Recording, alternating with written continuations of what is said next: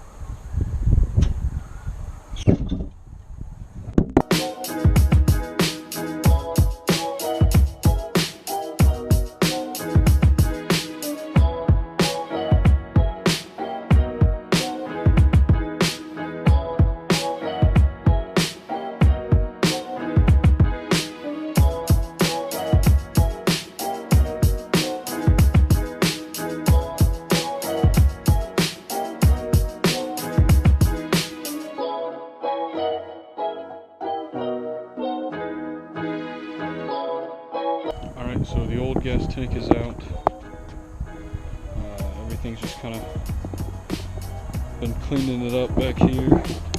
Got the old surface in there, all the surface rust scratched off, painted, and then I covered it in a little bit of PB blaster.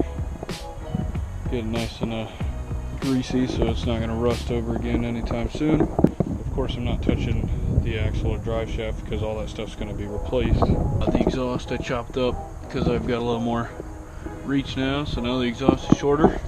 Of course, none of that stock 2-inch or 1 3/4 crap is going to be used on the final product. So still in the process of demoing the fuel lines.